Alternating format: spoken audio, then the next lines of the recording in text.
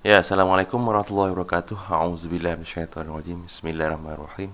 Alhamdulillah kita bersama lagi pada hari ini walaupun sedikit terlewat. Baik, pada hari ini pendidikan ibadat iaitu tajuk baligh. Kita fokus pada hari ini pelajar dapat memahami dan mengerti apakah pengertian baligh dan serta tanda-tanda baligh. Ya. Kemudian yang kedua, pelajar tahu yang baligh itu sebagai tanda bermulanya taklif. Taklif iaitu menerima tanggungjawab sebagai seorang Islam untuk melaksanakan tanggungjawab sebagai seorang mukmin. Baik, dua objektif di sini. Yang pertama sekali iaitu kita lihat di sini apakah pengertian baligh.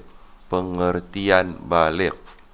Pertama, baligh pada bahasa artinya ialah sampai atau jelas. Okey, baligh pada bahasa artinya ialah sampai atau jelas. Balagha ni bahasa Arab ni. Maknanya sudah sampai masanya bagi seseorang dia dapat menerima satu tanggungjawab. Kemudian yang kedua, erti pada istilah ialah satu tahap umur, sampai satu umur manusia sudah sampai atau jelas dari segi jasmani, tubuh badan, rohani, iaitu dalaman, akal dan emosi untuk menerima dan mengamalkan seluruh perintah Allah Subhanahu Wa Taala dan meninggalkan seluruh larangannya. Kita ulang balik semula baca, kalau boleh baca sama-sama. Erti pada istilah ialah satu tahap umur manusia sudah sampai atau jelas dari segi jasmani, rohani, akal dan emosi untuk menerima dan mengamalkan seluruh perintah Allah Subhanahu Wa Taala dan meninggalkan seluruh larangannya. Maknanya kalau kita nak bagi faham, sebenarnya sekarang ni kalau kita berumur 9 tahun, kita sebenarnya ada yang belum baligh, ada juga yang sudah baligh. Maknanya kalau dari segi contohnya melakukan ibadat seperti solat, puasa, belum wajib lagi, belum wajib, kita tak dapat pahala, tak dapat dosa. Yang dapat pahala mak bapak kita.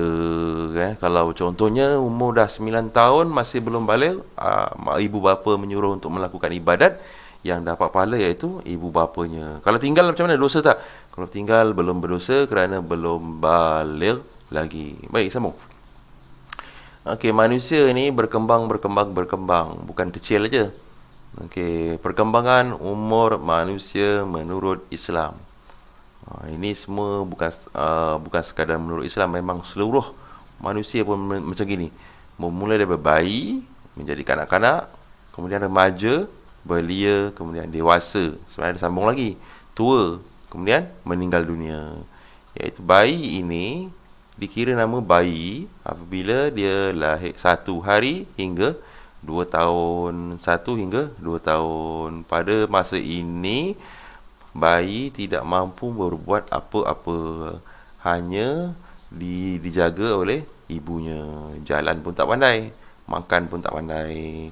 Baik, yang tahap kedua, kanak-kanak 2 hingga 8 tahun. Kanak-kanak ni baru mula hendak belajar. Orang kata baru dapat kaki lah. Berlari sana, berlari sini, berlari sana, berlari sini. 2 hingga 8 tahun, suka berlari je kerjanya. Kemudian remaja. Remaja ni lah tahap untuk sampai ke tahap baligh, iaitu terima tanggungjawab sebagai seorang Islam. Kena wajib sembahyang, kena solat, kena puasa, kena apa semua. Zakat belum. Zakat bawah tanggungan lagi. Remaja iaitu daripada umur 9 hingga 15 tahun. Kemudian apabila selesai umur 15 tahun, ini dah terima taklif di sini, iaitu tanggungjawab, masuk pada peringkat belia. Belia ni baru-baru muda-muda, orang-orang muda-muda, 16 tahun sehingga 21 tahun. 16 hingga 21 tahun. Pemikiran macam mana? Pemikiran.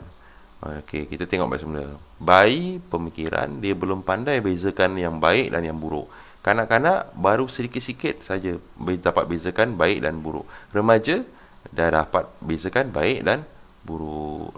Belia, dia sudah dapat menilai sesuatu yang baik dan yang buruk.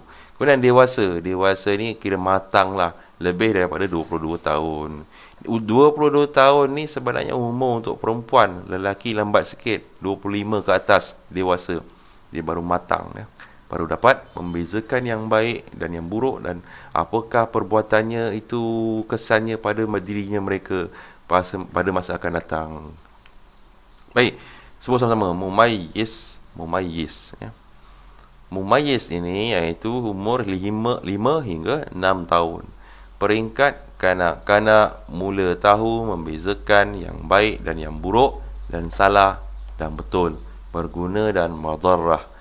Ini kita dapat bezakan api itu baik ke buruk masuk umur 5 hingga 6 tahun. Kalau bayi dia tak tahu api itu baik atau buruk. Okey. Memanglah kalau dia dikenakan api, menangislah dia sebab terasa panas, tapi dia tidak kenal api itu apa. Ini dapat membezakan baik dan yang buruk. Allah terlepas. Baligh 9 hingga 15 tahun. Pada peringkat remaja ini, peringkat telah cukup umur sebagai permulaan dewasa yang wajib menanggung kewajipan hukum syarak. Maksudnya wajib tanggung kewajipan, wajib solat, melaksanakan perintah dan meninggalkan larangan Allah Ta'ala.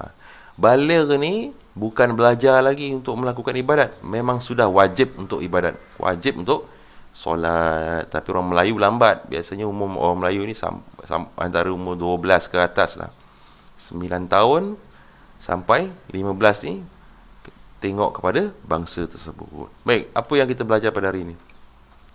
Okey, iaitu pengertian baligh. Tandanya kita belum masuk lagi. Mengetahui baligh sebagai tanda taklif. Ya, okey, ini baligh artinya sampai, iaitu sudah sampai masanya atau jelas jasmani, rohani, akal, emosi untuk menerima, mengamal seluruh perintah Allah. Kemudian perkembangan manusia dari bayi, kanak-kanak, remaja, belia, dewasa, kemudian tua. Kemudian mumayyiz itu apa? Mumayyiz itu dapat membezakan yang baik dan yang buruk. Kemudian yang baligh iaitu peringkat cukup umur untuk menerima tanggungjawab ataupun kewajipan. Baik, sebenarnya pelajaran ini kita dah belajar pada hari itu, tapi dalam kelas tidak ramai pelajar, jadi saya ulang sekejap.